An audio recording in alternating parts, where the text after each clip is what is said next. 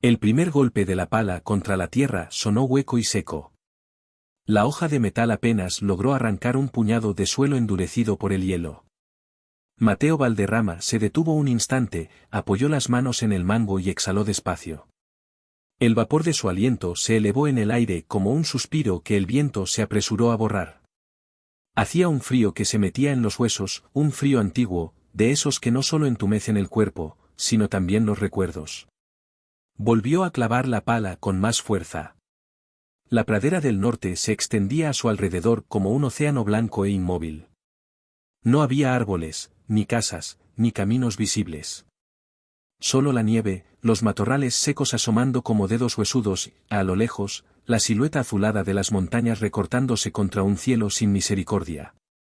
El viento cruzaba el terreno sin obstáculos, cortante como una navaja, colándose por cada costura de su abrigo de piel de oveja. Detrás de él, Lucero resopló suavemente. El caballo pinto rascó la nieve con una pezuña, inquieto, y lanzó un relincho bajo, casi una pregunta. Mateo giró apenas la cabeza y sonrió con cansancio. Ya lo sé, murmuró. Tampoco yo estoy muy convencido algunos días. Lucero inclinó la cabeza, las manchas blancas y oscuras de su pelaje contrastando con el paisaje. Sus ojos, negros y atentos, nunca se apartaban del hombre. No estaba atado. Nunca lo estaba. Se quedaba porque quería, porque así lo había decidido desde hacía 3 inviernos, cuando Mateo lo encontró temblando en medio de un arroyo crecido, separado de su manada. Mateo recordaba aquel día con una claridad dolorosa. El agua bajaba furiosa por el deshielo de primavera y el potro, aún torpe, luchaba por mantenerse en pie. Relinchaba llamando a los suyos, pero no había respuesta. Mateo no había pensado demasiado. Se metió al agua, sintió como la corriente intentaba arrancarle las piernas, y con paciencia y palabras suaves, logró llevar al animal hasta la orilla. Lucero había confiado en él desde ese instante, como si entendiera que aquel humano flaco y silencioso no era una amenaza. Desde entonces, nunca se separaron. Mateo volvió al trabajo. Golpeó, levantó, sacó la tierra congelada y la arrojó a un lado. Cada movimiento era lento y pesado. Los dedos se le entumecían pese a los guantes improvisados con tiras de tela. La espalda protestaba con un dolor sordo que ya se había vuelto parte de él. Aún así, siguió cavando. Había elegido ese lugar con cuidado.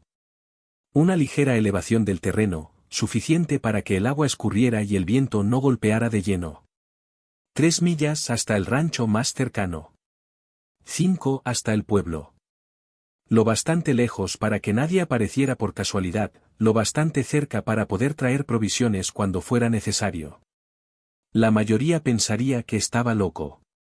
Tal vez lo estaba. Pero la idea llevaba 2 inviernos creciendo dentro de él, alimentada por una imagen que no lo dejaba dormir. La manada. Recordó el invierno anterior, uno de los más duros que la región había visto en décadas. Él y Lucero cabalgaban siguiendo un rastro apenas visible cuando los encontraron. Un grupo de mustangs apiñados contra una pared de roca, flacos hasta mostrar las costillas bajo el pelaje de invierno. La nieve les llegaba al pecho. 2 potrillos yacían inmóviles, medio cubiertos de hielo. Lucero se había detenido en seco. Relinchó, un sonido largo y quebrado que hizo eco en la piedra. Los otros caballos respondieron, pero no se movieron. No podían. Mateo no había podido hacer nada. No tenía heno suficiente, ni refugio, ni forma de moverlos. Se quedó allí un rato, en silencio, mientras el viento arrastraba la nieve alrededor. Lucero no apartó la mirada de la manada. Aquella noche, cuando regresaron a la cabaña, el caballo no comió. Se quedó quieto, con la cabeza baja, como si entendiera exactamente lo que se había perdido. Para la primavera, no quedaba ninguno con vida. Ese recuerdo era el que empujaba ahora la pala de Mateo contra la tierra helada. El hoyo empezó siendo pequeño, apenas lo justo para que un hombre pudiera pararse dentro. Mateo trabajaba con método. Rompía la capa superior congelada y luego cavaba la tierra más blanda debajo. Amontonaba el suelo alrededor formando un anillo que, con el tiempo, serviría como pared reforzada. El centro quedaría abierto al cielo. Un patio circular donde los caballos podrían ver la luz, respirar aire fresco, sentir que no estaban enterrados como muertos. No era una madriguera.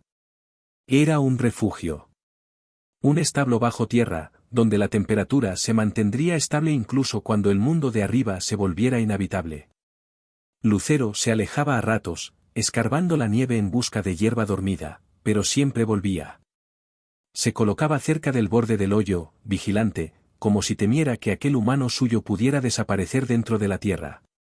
Los días se sucedían iguales.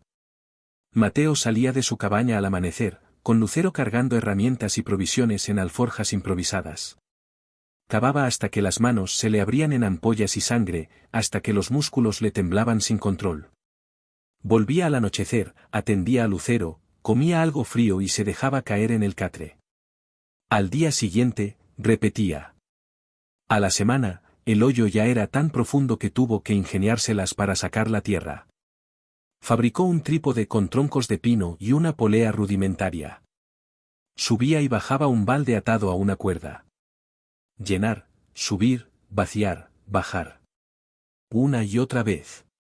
Los hombros le ardían como fuego vivo.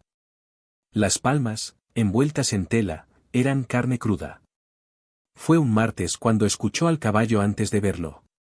El sonido inconfundible de cascos rompiendo la costra de nieve. Mateo subió por la escalera improvisada y asomó la cabeza. Don Esteban Rojas lo observaba desde su montura. Un hombre ancho, curtido por los años, con el ceño fruncido y la boca entreabierta por la sorpresa. Valderrama, dijo despacio. ¿Qué demonios estás haciendo aquí? Mateo salió del hoyo y se sacudió la tierra de los pantalones. Construyendo un establo. Don Esteban parpadeó. ¿Un establo? Miró alrededor. ¿Aquí? Aquí. ¿Bajo tierra? Bajo tierra. Bajo tierra. El ranchero negó con la cabeza, incrédulo. ¿Y para qué caballo sería ese establo? Para los caballos salvajes. Los mustangs. La expresión de don Esteban cambió. Confusión primero. Luego, algo parecido a la lástima. Mateo, esos animales no son tuyos. Son salvajes. Siempre se han arreglado solos. No siempre, respondió Mateo con calma. Don Esteban suspiró. La soledad te volvió loco. Cavando un agujero en pleno invierno para unos caballos que ni siquiera te pertenecen. Ven conmigo al pueblo. Mi mujer hace un guiso decente. Dormirás en una cama de verdad. Te hará bien hablar con gente. Mateo sintió la presión familiar en el pecho. La duda, la necesidad de justificarse. Pero no lo hizo. Gracias, don Esteban, pero tengo trabajo que terminar. ¿Trabajo? El hombre soltó una risa corta. Yo lo llamaría locura. Si me haces caso, rellena ese hoyo antes de que te mates ahí dentro. Esos mustangs no necesitan que nadie los salve. Yo creo que sí. Don Esteban se ajustó el sombrero. Cuando llegue la primavera y no tengas nada más que un agujero y la espalda rota, te acordarás de mis palabras. Se dio la vuelta y se alejó, dejando solo el sonido del viento. Mateo permaneció quieto unos segundos. Las palabras del ranchero le pesaban más de lo que quería admitir. Tal vez estaba equivocado. Tal vez era solo un hombre cansado persiguiendo una idea imposible. Lucero se acercó y rozó su hombro con el hocico. Mateo respiró hondo, tomó la pala y volvió al borde del hoyo. Miró la oscuridad de la tierra abierta, ese vacío que todos veían como una tumba. Para él, era esperanza. Saltó dentro y empezó a cavar otra vez. La tierra cedía poco a poco, como si al final aceptara la voluntad de Mateo. El hoyo ya no era un simple agujero improvisado, sino una forma definida en el corazón de la pradera. Había alcanzado una profundidad que obligaba a trabajar con cuidado, midiendo cada golpe, cada paso. Desde abajo, el círculo de cielo parecía más pequeño, un ojo pálido observándolo desde lo alto. Mateo comenzó el trabajo más delicado. Con paciencia casi obsesiva, empezó a tallar los alvéolos en las paredes del refugio.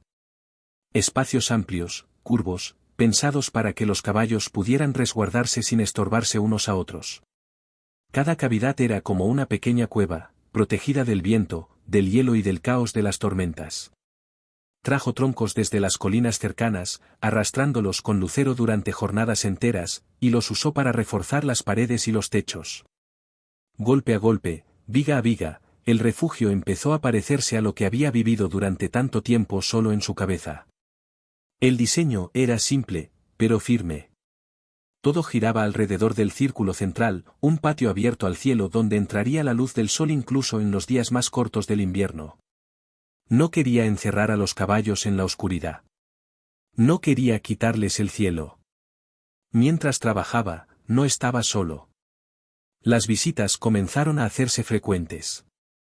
Al principio eran hombres curiosos, rancheros de paso que se detenían un momento, apoyados en sus monturas, observando en silencio.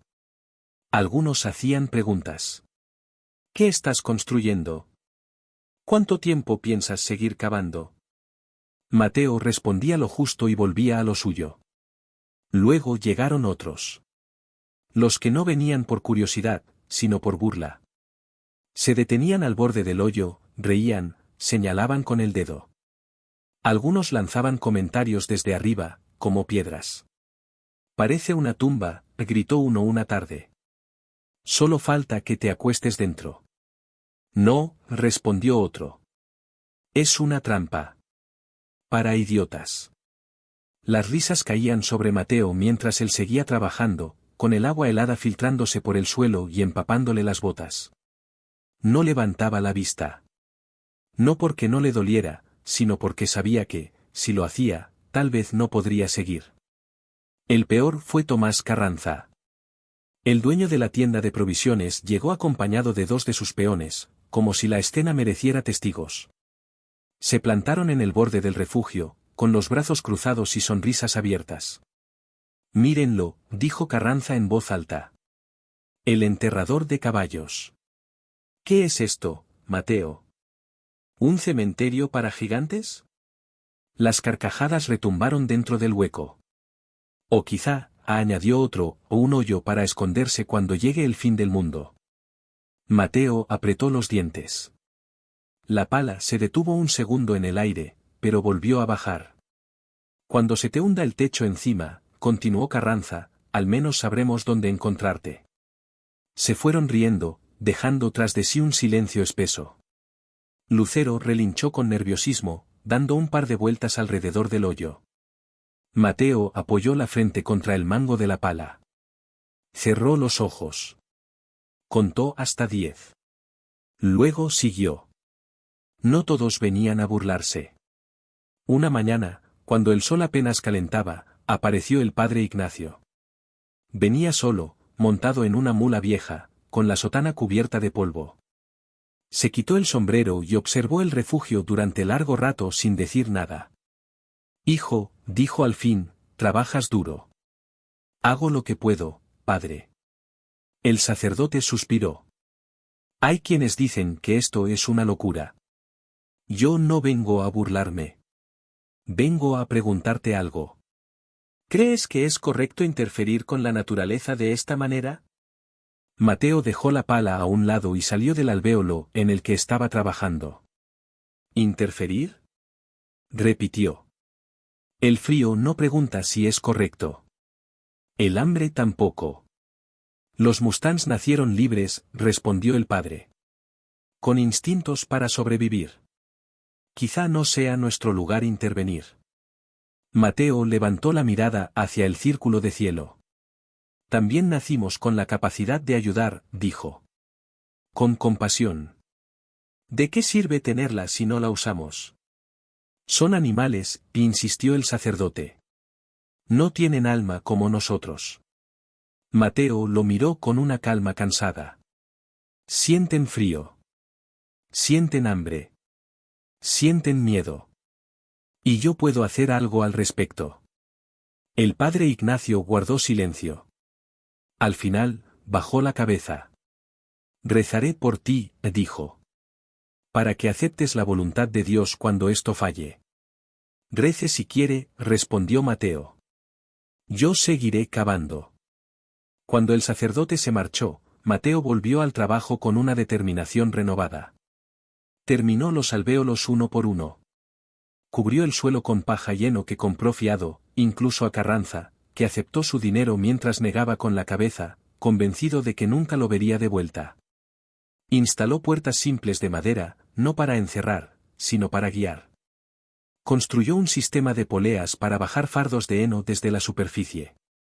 Falló 2 veces antes de lograrlo, y en una casi se rompe el cráneo cuando un fardo cayó demasiado rápido. La rampa fue lo último. La diseñó amplia, con una pendiente suave, reforzada con madera y cubierta de paja para evitar resbalones. Era ruda, imperfecta, pero sólida. Cuando terminó, se quedó de pie en el centro del refugio, mirando alrededor. Todo estaba listo. Entonces llegó el invierno de verdad. Las primeras nevadas fueron solo un aviso. Luego vinieron las tormentas que borraban el horizonte. La temperatura cayó como una sentencia. El mundo se volvió blanco, silencioso y mortal. Mateo comenzó a llevar provisiones al refugio cada día. Agua, heno, avena. A veces dormía allí abajo, envuelto en mantas, con Lucero cerca, como si ambos esperaran algo que no terminaba de llegar. Pero los mustangs no aparecían. Mateo salía a buscarlos siempre que el clima lo permitía. Recorría antiguos pasos, cañadas, zonas donde los había visto años atrás. Nada. Ni huellas, ni relinchos, ni sombras en la distancia. Solo nieve y viento. La duda empezó a roerlo. Tal vez se habían ido. Tal vez habían muerto. Tal vez todos tenían razón. Cada día de espera pesaba más que el anterior. Cada amanecer sin señales era un golpe. Mateo se sorprendía a sí mismo mirando el refugio terminado con una mezcla de orgullo y miedo. ¿Y si ese lugar nunca cumplía su propósito? ¿Y si había acabado su fe en la tierra para nada? Entonces llegó la tormenta blanca. El viento aullaba como una bestia herida. La nieve caía tan espesa que Mateo apenas podía ver unos pasos delante de sí. Habían montado un pequeño campamento cerca del refugio cuando Lucero se puso inquieto. Relinchó fuerte, giró sobre sí mismo y, de pronto, salió disparado hacia la nada blanca. «¡Lucero!», gritó Mateo. El caballo no se detuvo. En segundos, desapareció en la tormenta. Mateo corrió tras él unos metros, pero el viento lo empujó hacia atrás. El miedo le apretó el pecho con fuerza. Llamó una y otra vez, hasta que su voz se perdió en el rugido del invierno. Lucero no respondió. Mateo quedó solo, rodeado por la tormenta, sin saber si acababa de perderlo todo. El viento no daba tregua. Aullaba sin descanso, golpeando la pradera con ráfagas que parecían querer arrancarla de raíz. Mateo permanecía junto al refugio, encorvado, con el abrigo cubierto de nieve y los ojos fijos en la cortina blanca que lo rodeaba. Había llamado a Lucero hasta que la voz se le rompió en la garganta. No hubo respuesta. Solo el rugido del invierno. Las horas pasaron lentas, pesadas. Mateo se refugió cerca de la entrada, temiendo moverse demasiado y perder cualquier señal. El miedo se le metió en el pecho como un animal frío. Lucero nunca se había ido así. Nunca. Tal vez había seguido un rastro. Tal vez había vuelto con los suyos. Tal vez, no volvería. Por primera vez desde que empezó a cavar, Mateo sintió que las fuerzas lo abandonaban.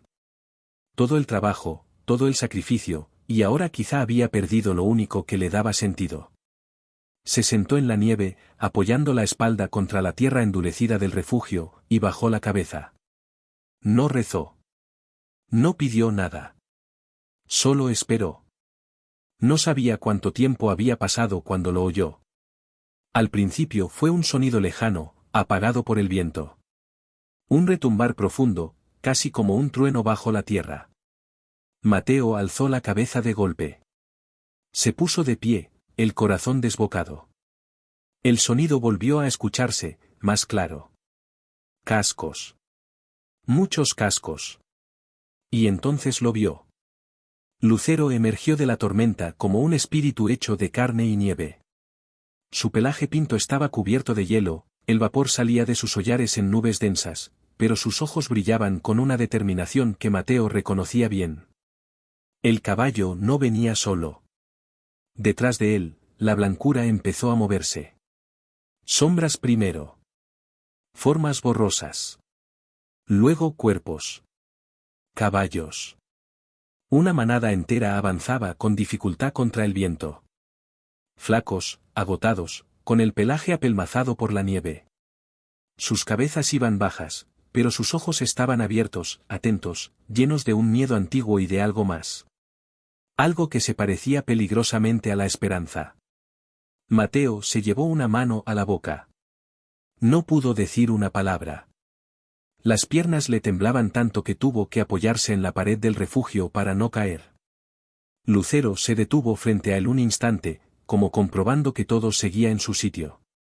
Mateo dio un paso adelante, pero se contuvo.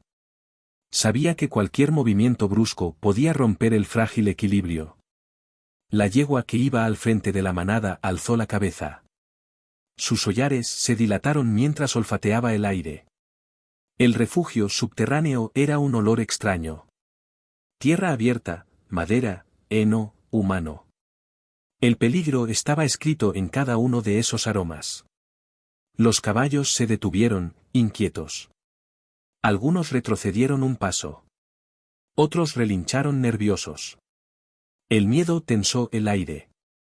Lucero avanzó sin dudarlo.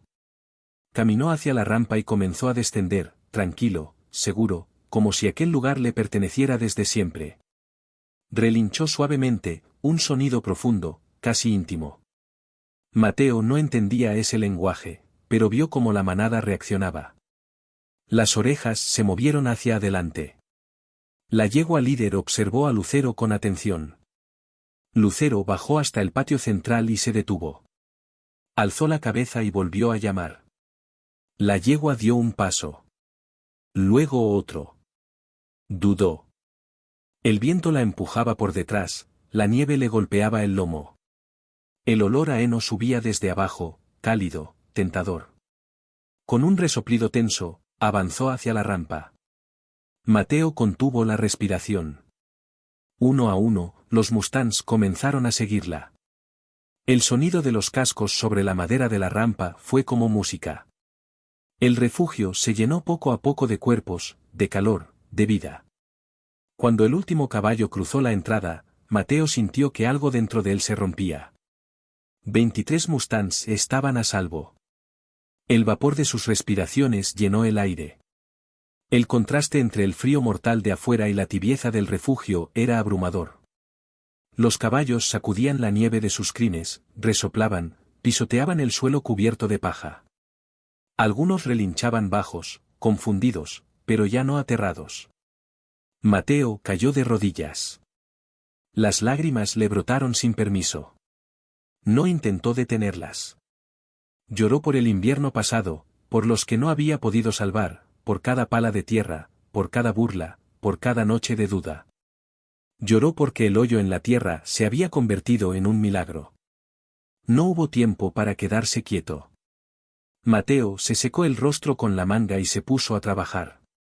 Bajó más heno con la polea. Llenó los cubos de agua que había protegido del hielo. Los caballos comieron con una desesperación que le encogió el corazón. Los dejó hacerlo. Había tiempo para medir raciones después. La tormenta duró 3 días. 3 días en los que el mundo exterior dejó de existir. Mateo apenas dormía, apoyado contra la pared de uno de los alvéolos, envuelto en mantas.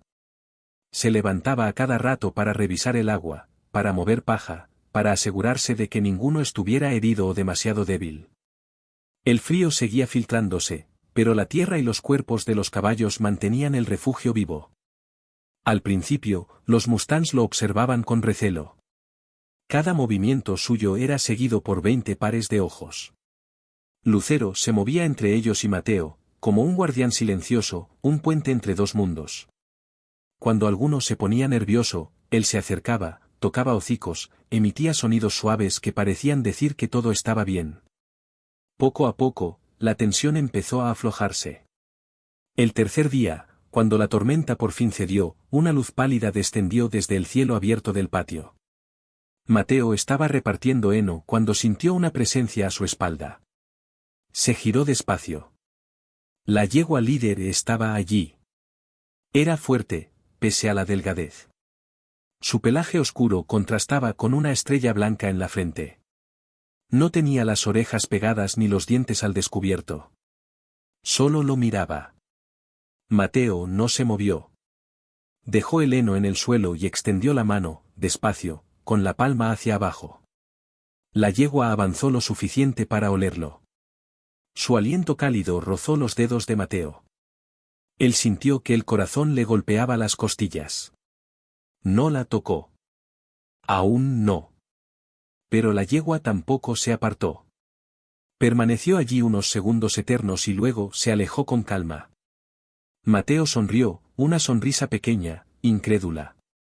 No estaba domando a nadie. No estaba rompiendo voluntades. Solo estaba acompañando. Y por primera vez, los salvajes comenzaban a aceptarlo. Durante meses, el refugio subterráneo no fue un milagro repentino, sino una escuela lenta de paciencia. Mateo Valderrama no intentó imponer nada. Cada mañana bajaba al establo antes del amanecer, cuando el vapor del aliento de los caballos aún flotaba como nubes bajas. Colocaba el heno con cuidado, revisaba el agua, ajustaba las poleas, reparaba la madera húmeda. Sus movimientos eran tranquilos, predecibles. Nunca gritaba. Nunca corría. Aprendió que la calma también se contagia. Los mustangs comenzaron a reconocer su olor antes que su rostro. El sonido de sus pasos dejó de provocar tensión. Algunos se apartaban, otros simplemente lo observaban. Mateo respetó cada límite. Usó cabestro solo cuando fue necesario, y aun entonces, con manos suaves, dejando siempre una vía de escape. La yegua líder, la que más tarde llamaría Estrella, era la primera en bajar la cabeza, la última en retirarse. No obedecía órdenes, aceptaba presencia. Con el paso de las semanas, el invierno aflojó su mordida. La nieve dejó de caer con furia y empezó a derretirse en los bordes del valle. Fue entonces cuando llegaron las primeras visitas del pueblo. Al principio, se detenían lejos, como si el lugar aún fuera peligroso. Miraban desde la entrada, en silencio, sin risas. Nadie decía nada, pero las miradas ya no eran de burla, sino de asombro. Mateo seguía trabajando como si no los viera. No buscaba disculpas ni aplausos. Sin embargo, los murmullos cambiaron de tono. Donde antes había carcajadas, ahora había preguntas. ¿Cómo había logrado mantenerlos con vida? ¿Cuántos caballos eran? ¿De verdad habían sobrevivido a la tormenta de 3 días? Una mañana, don Esteban Rojas apareció solo. Caminó despacio, con el sombrero en la mano, y se quedó observando el refugio desde el borde. No habló durante un buen rato. Mateo continuó ajustando una viga suelta, hasta que sintió su presencia. Me equivoqué, dijo don Esteban al fin, sin levantar la voz. Pensé que la soledad te había vuelto loco. Resulta que te volvió necesario. No hubo grandes gestos. No hizo falta. Ese reconocimiento bastó para cerrar una herida invisible. Días después, el rumor se extendió por Sierra Clara, los caballos no serían vendidos. Mateo tenía otro plan. La decisión fue sencilla, al mismo tiempo, enorme. Los mustangs no le pertenecían. Nunca lo hicieron. Habían sido salvados, no capturados. Mateo elaboró una lista con nombres que nadie solía escribir, viudas que araban la tierra solas, granjeros que habían perdido animales en el invierno, familias inmigrantes que apenas empezaban, hombres y mujeres cansados que necesitaban una oportunidad, no caridad. Cuando la noticia corrió, algunos no lo creyeron. Otros lloraron en silencio. El día de la entrega, el pueblo entero salió al camino principal. Los caballos avanzaban en una procesión lenta, guiados con respeto. No había música ni discursos, solo pasos, resoplidos y miradas húmedas. Cada entrega era un pacto. Mateo no pedía dinero. Solo pedía responsabilidad. Miraba a cada familia a los ojos y explicaba lo mismo: paciencia, cuidado, tiempo. Algunos asentían sin hablar. Otros prometían con la voz quebrada. En medio del gentío, un niño se acercó. Tendría 8 años, quizá menos. Tocó la crin de un Mustang con cuidado y luego miró a Mateo con total seriedad. ¿Usted es mágico?, preguntó. Mateo sonrió por primera vez en mucho tiempo. Se agachó a su altura y negó despacio. No, respondió. Solo no me rendí. Cuando el último caballo partió, el silencio regresó al valle. Pero ya no era soledad. Era descanso. El banco perdonó la deuda. El pueblo recuperó algo más que animales, recuperó respeto. Mateo volvió al refugio al atardecer, pasó la mano por la tierra endurecida y miró el cielo que comenzaba a enfriarse otra vez. Pensó en el próximo invierno. En la próxima tormenta. Y tomó la pala. Seguir cavando. Seguir creyendo.